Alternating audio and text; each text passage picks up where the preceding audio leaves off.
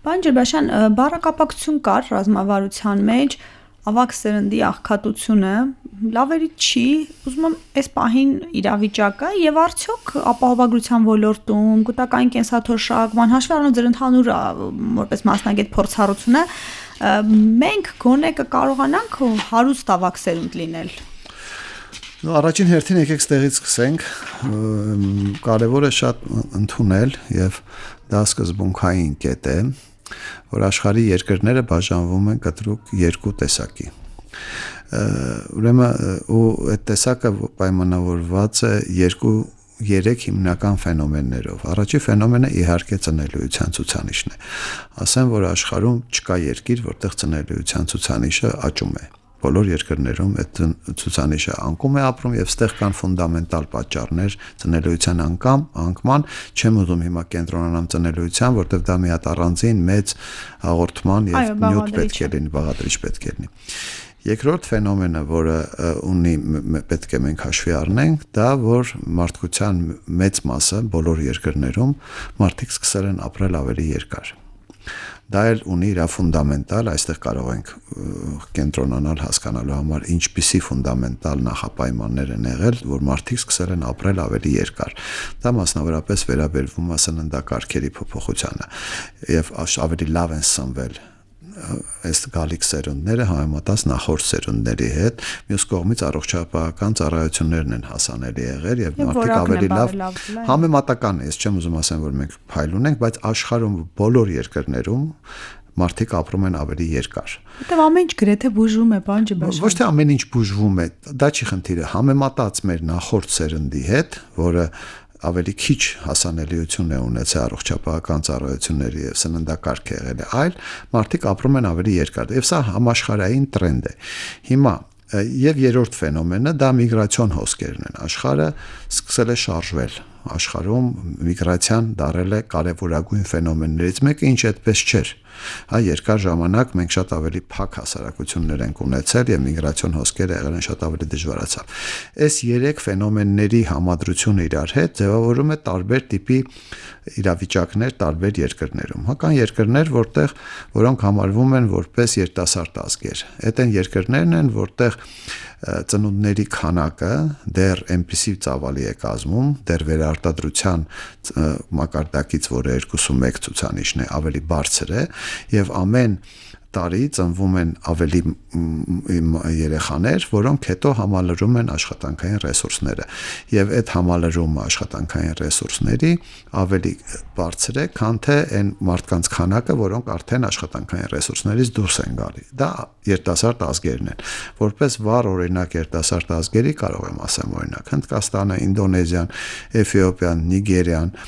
Բանգլադեշը, դա Ուզբեկիստանը, դա այն տեղերն են, որտեղ աշխատանքային ռեսուրսը աճում է ավելի արագ,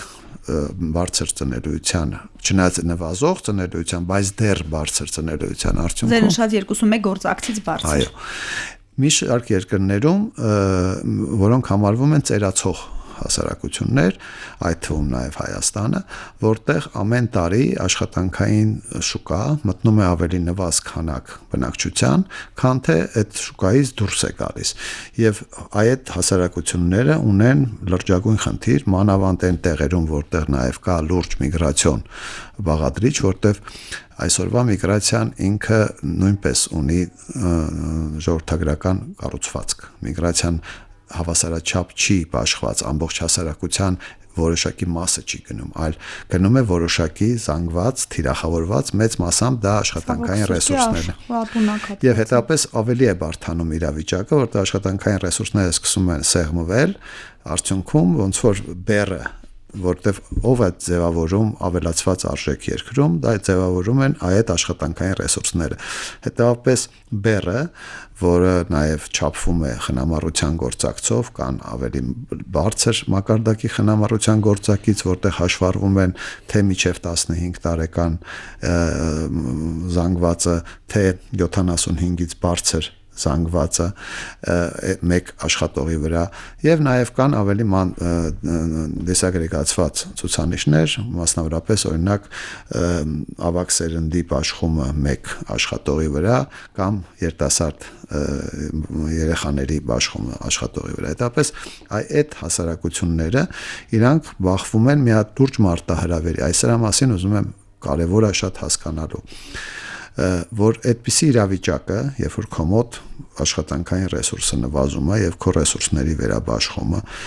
կտի կատարվի, վերում են վիճակի, մենք մի հատ այնց հետազոտություն լրացուցիչ արեցինք, կոչվում է ազգային փոխանցումային հաշիվներ, եւ Հայաստանը դրա հաշվին դարավ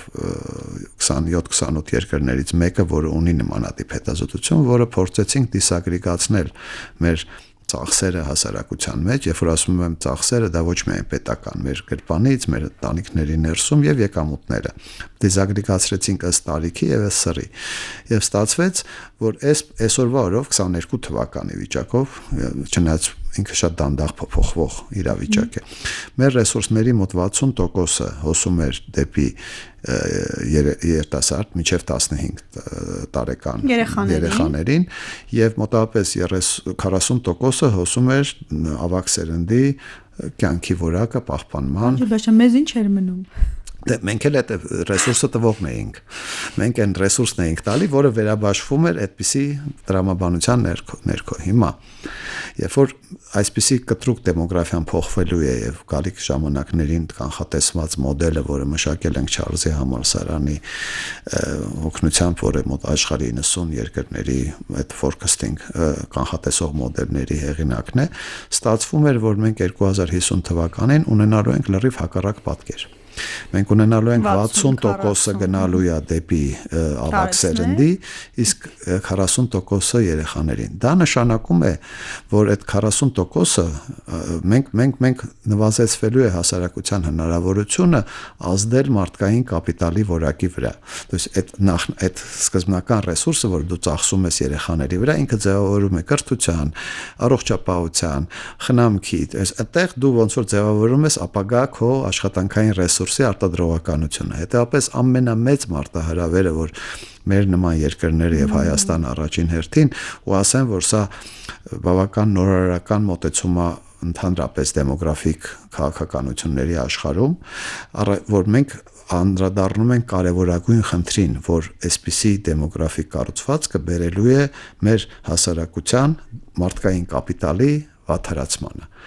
Ու դա դարել առաջնային մեր տեսլականը, այնպիսի կառուցվածք ձևավորել, այնպես ազդել տարբեր ցուցանիշների, ինչ որ հնարավոր է անել, որտեղ մի լիքը բան չես կարող անես, չես կարող փոխես ծնելիությունը, մեկը ինքը նվազելու է, կամ տարեց մարդիկ, մեկը մեր հետ են արդեն։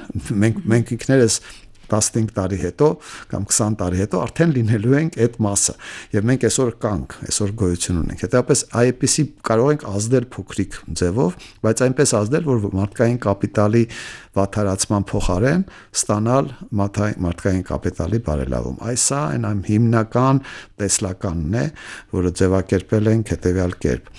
ապահովել այնպիսի կառուցվածք մեր հասարակության մեջ, որը լինի բալանսավորված եւ որը նպաստի մարդկային կապիտալի զարգացմանը եւ բարեկեցության ավելացմանը։